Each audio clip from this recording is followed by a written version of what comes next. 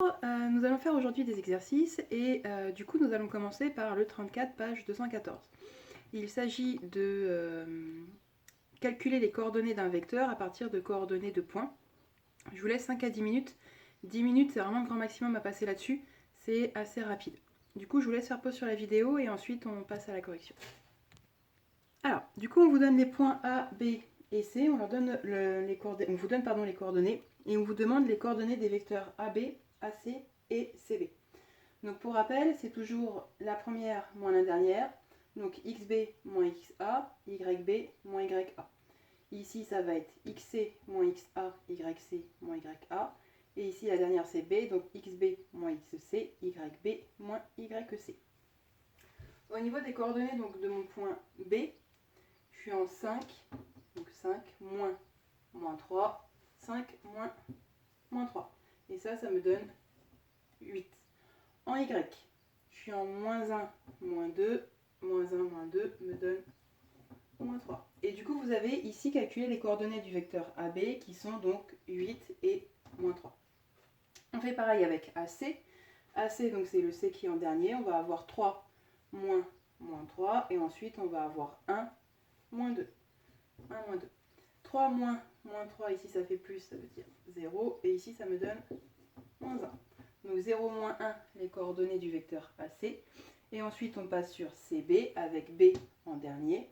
Et donc on va avoir 5 moins 3 et moins 1, moins 1. 5 moins 3, moins 1, moins 1. 5 moins 3 ça me donne 2, moins 1 me donne moins 2. Et donc là, nous avons terminé le 34, page 214. Je vous laisse passer sur le 40, page 215.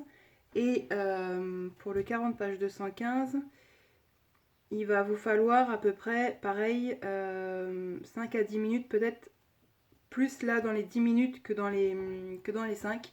Donc je vous laisse faire pause et puis on passe à la correction ensuite. Bon travail. Alors, dans l'exercice 40, on vous donne les coordonnées du point D et du point E, et ensuite on vous donne les coordonnées de deux vecteurs U et V. On vous demande, est-ce que le vecteur DE, il est égal à 2U plus 3V. On a vu dans le cours précédent, d'une part qu'on pouvait additionner des vecteurs, et d'autre part qu'on pouvait les multiplier par un nombre devant. Alors, la première étape ici, ça va être de calculer le vecteur DE. Donc, le vecteur DE, ça va être toujours pareil, XE moins XD et YE moins YD. Ensuite, j'ai juste à faire le calcul. XE 11 moins 3, 11 moins 3 et YE moins 3 moins 2, moins 3 moins 2. Ici, 11 moins 3 me donne 8, moins 3 moins 2, ça me donne moins 3 plus 2, moins 1. Donc j'ai les coordonnées du vecteur DE.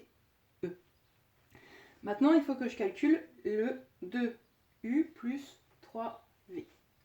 Alors, 2U plus 3V, c'est égal à 2 fois U 1 moins 2 plus 3 fois 2, 1. Alors, si je continue, ici, 2 fois 1, 2, 2 fois moins 2, moins 4. Ici, pour rappel, je multiplie tous les chiffres. Plus, je fais pareil de ce côté-là. 3 fois 2, 6, 3 fois 1, 3. Et maintenant, je vais pouvoir additionner les deux. Donc là, j'ai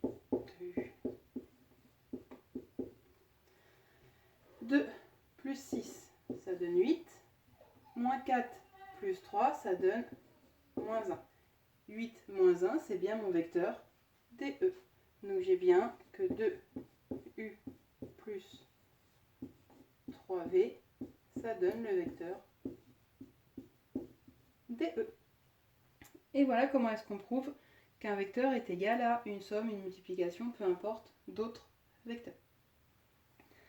Alors, je vais vous laisser maintenant faire le 43, page 215.